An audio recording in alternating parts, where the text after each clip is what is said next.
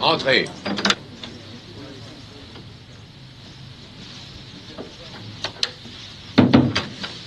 C'est vous? Oh, bah dis donc, je vous avais jamais vu avec ces yeux-là. Oh, vous êtes terrible. Regardez-moi bien, mademoiselle Mulot.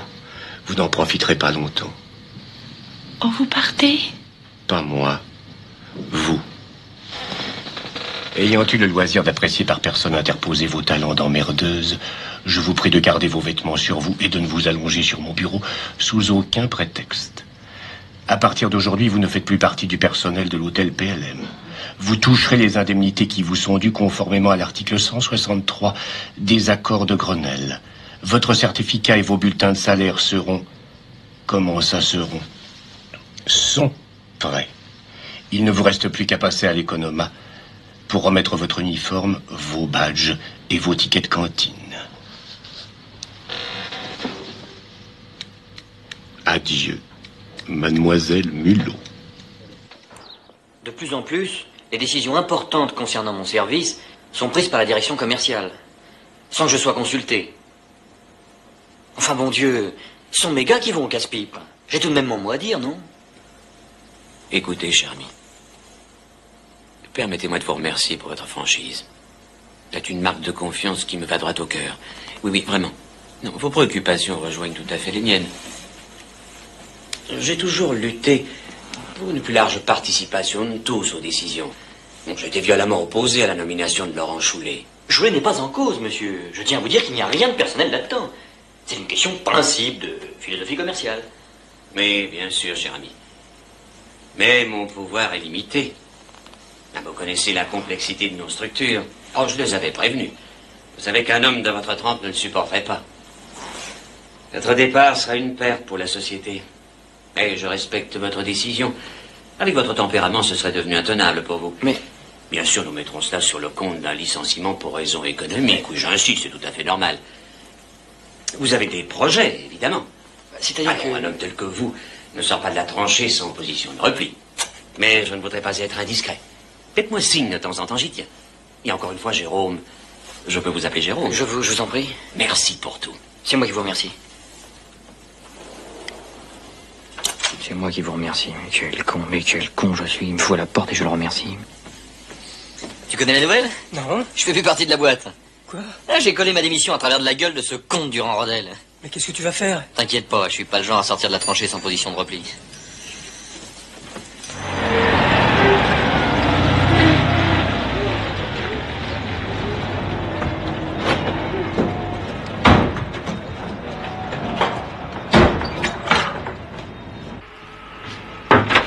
Mission accomplie. Alors voilà le double du bon de commande. Oui. Le double de la facture. Et le chèque. Vous êtes content de votre apprenti? Oui, le métier n'a plus aucun secret pour lui. Eh ben, c'est parfait. À demain alors.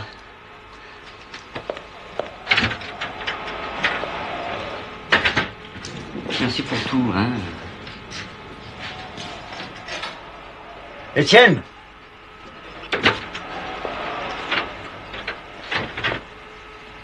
Étienne, je suis content. Ton chef m'a dit le plus grand bien de toi. D'ailleurs, à partir de demain, tu prends sa place et lui la porte. Qu'est-ce qu'on dit? Merci, papa. Bon. Que je vous explique un peu la règle du jeu. Oh, ça n'a rien de comique, croyez-le bien. Il faut en effet que je me sépare de 4 d'entre vous. Eh oui, eh oui, eh oui. Les bons résultats ne sont qu'une façade.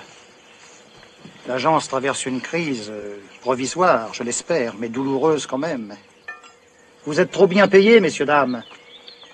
Eh oui, les salaires ont grimpé, par ma faute, par la vôtre, je sais pas, je veux pas le savoir.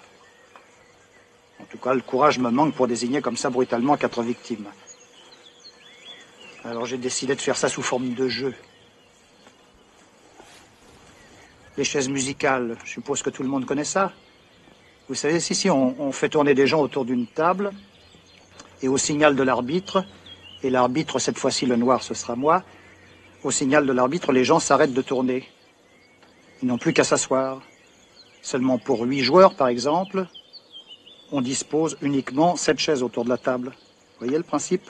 Pour 7, 6, pour 6, 5, et ainsi de suite.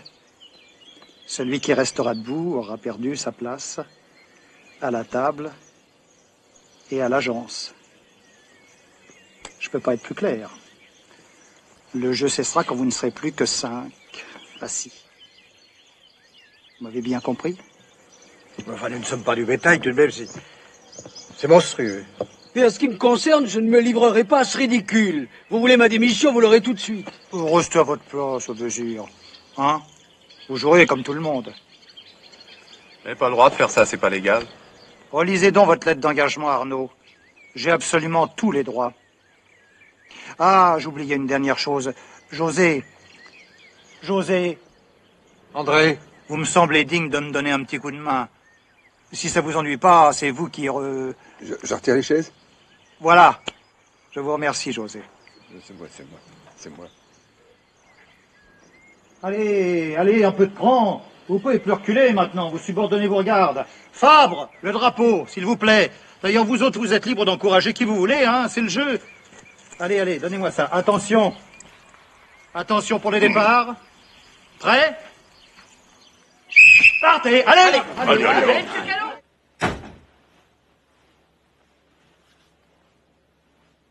Qui a eu cette idée géniale?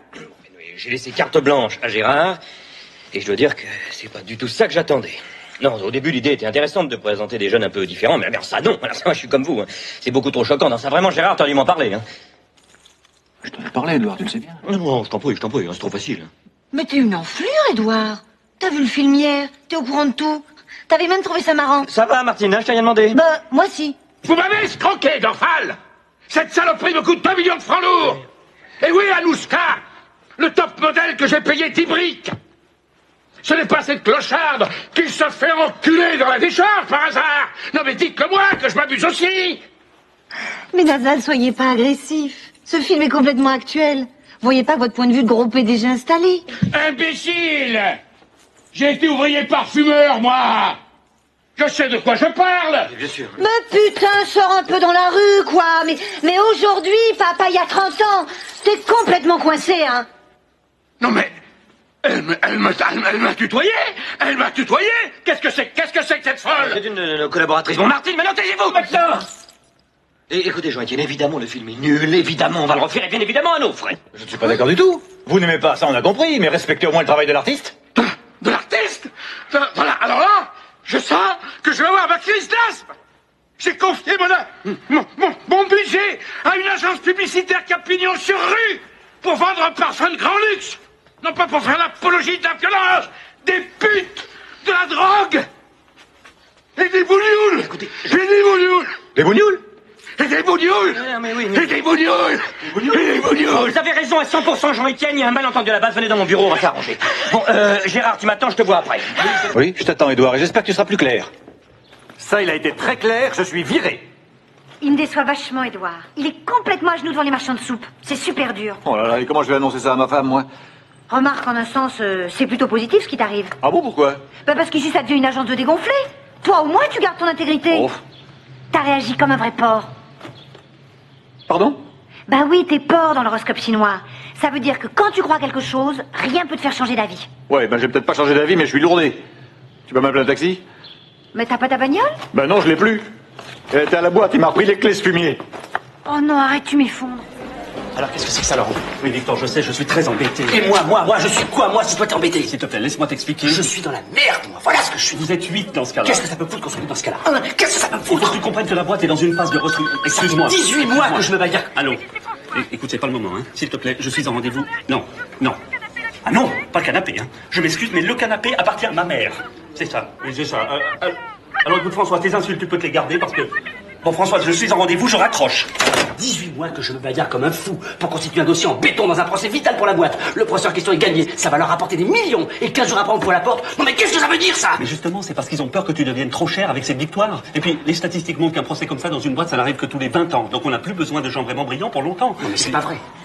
Alors si on avait perdu le procès, je ne me serais pas fait licencier. Victor, je vais t'expliquer. Réfléchis en gestionnaire. Laisse de côté tes sentiments personnels. Mais tu m'emmerdes. Je laisserai pas de côté mes sentiments personnels. Comment tu veux que je laisse de côté mes sentiments personnels? T'es pas rationnel. Si t'avais été à ma place, t'aurais fait exactement Mais non de pareil. Dieu, je ne suis pas à ta place. Je suis à ma place. Est-ce que t'as vu comment tes indemnités ont été calculées? Mais j'en veux pas de ces indemnités. Excuse-moi. Je je pense, ces Allons. indemnités. Non, François, ça suffit maintenant. Arrête. François, je suis en rendez-vous.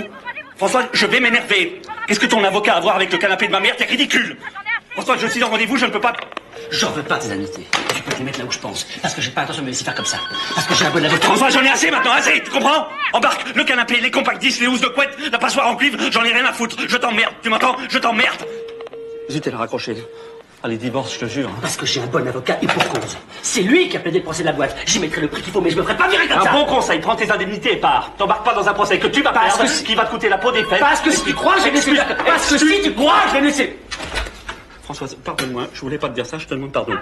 Françoise, restons calmes, on en parlera ce soir. Oui, mais Françoise, ne t'énerve pas comme ça. Françoise, je t'aime encore, mon bichon. Bon, je te laisse.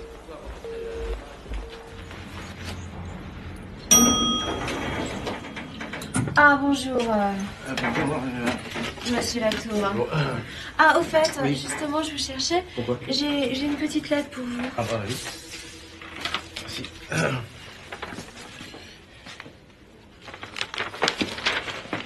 Merci. Salut. Bonjour, ma biche, tu vas bien? Ta gueule. Je te dérange, là? Dis donc, ma poule, tu pourrais frapper avant d'entrer. Elle t'emmerde. Alors, je suis viré, c'est ça?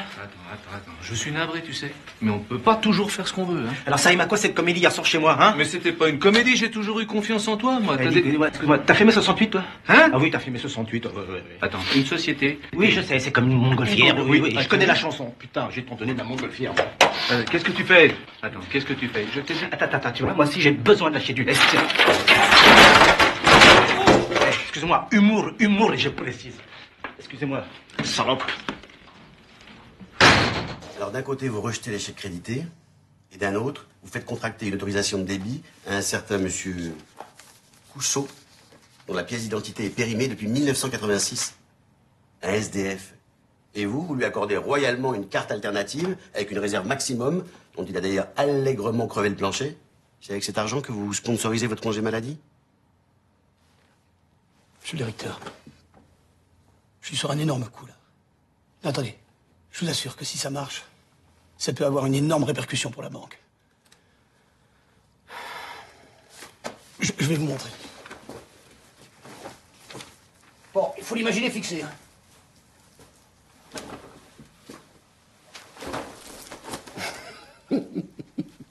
Vous allez ouvrir un salon de coiffure?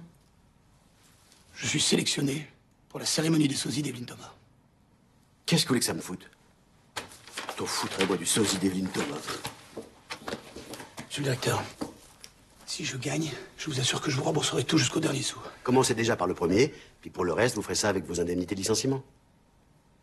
Merci, monsieur Frédéric. Je crois qu'on s'est tout dit. Attends. Tu parles à qui, là? Tu sais qui c'est? Bernard Frédéric? Bernard Frédéric, c'est 5 employés. C'est 80 appels téléphoniques par semaine. C'est 30 lettres de fan par jour. Bernard Frédéric, c'est 2 litres de sueur par gala, quand ça chauffe. Bernard Frédéric, c'est 3 syncopes par tournée. C'est 12 000 km sur la route par an. Et c'est 19 boutons de manchette. Ça, c'est Bernard Frédéric. C'est une énorme, une gigantesque addition. Une machine de guerre. Ah! Regardez le manteau, j'en aurais plus besoin.